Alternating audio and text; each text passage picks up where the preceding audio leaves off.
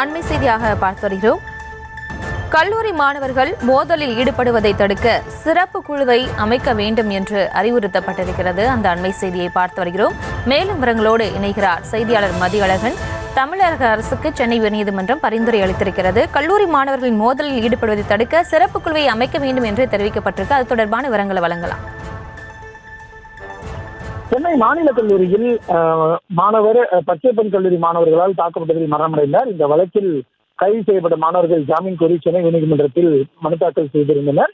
அந்த மாணவர்களுக்கு நிபந்தனை ஜாமீனை சென்னை உயர்நீதிமன்ற நீதிபதி ஏடி ஜெகதீஷ் சந்திரா வழங்கியிருந்தார். மேலும் மாணவர்கள் மோதலை தடுக்க ஆலோசனைகளை வழங்கும்படி இரு கல்லூரி முதல்வர்களுக்கும் உயர்கல்வித்துறை அதிகாரிகளுக்கும் காவல்துறை அதிகாரிகளுக்கும் மாணவ அமைப்புகளுக்கும் நீதிபதி உத்தரவிட்டிருந்தார். இதன்படி காவல்துறையினர் தாக்கல் செய்த அறிக்கையில் கடந்த 10 ஆண்டுகளில் 231 மாணவர்கள் தொடர்புடைய குற்ற வழக்குகள் பதிவு செய்யப்பட்டுள்ளதாக தெரிவிக்கப்பட்டிருந்தது. காவல்துறை உயர்கல்வித்துறை தரப்பில் தாக்கல் செய்யப்பட்ட அறிக்கைகளை ஆய்வு செய்த நீதிபதி ஏடி ஜெகதீஷ் சந்திரா கணித மேதை சீனிவாச ராமானுஜம், முன்னாள் முதலமைச்சர் அறிஞர் அண்ணா உள்ளிட்ட பிரபலங்கள் பச்சைப்பன் கல்லூரியில் படித்துள்ளதாகவும், நோபல் பரிசு வென்ற சர் சி வி ராமன் பிரபல நீதிபதிகள் மாநில கல்லூரியில் படித்துள்ளதையும் சுட்டிக்காட்டி புகழ்பெற்ற இந்த கல்லூரிகளில் தற்பொழுது மாணவர்கள் குற்ற நடவடிக்கைகளில் ஈடுபட்டு வருவது வேதனை அளிப்பதாக தெரிவித்தார்.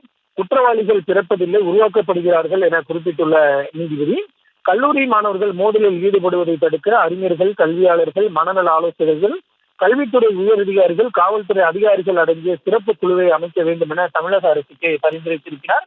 5ல் வளையாதது 50ல் வளையுமா என்ற பழமொழிக்கு ஏற்ப மாணவர்கள் மோதல்களை தடுக்க நீண்டகால தீர்வாக பள்ளிகளில் அடிக்கடி ஆசிரியர் பெற்றோர் கூட்டங்களை நடத்தி மாணவர்களின் பிரச்சனைகளை அடையாளம் கண்டு தீர்வு காண வேண்டும் எனவும் நீதிபதி ஏடி ஜெகதீஷ் சந்திரா தனது உத்தரவில் குறிப்பிட்டிருக்கிறார்.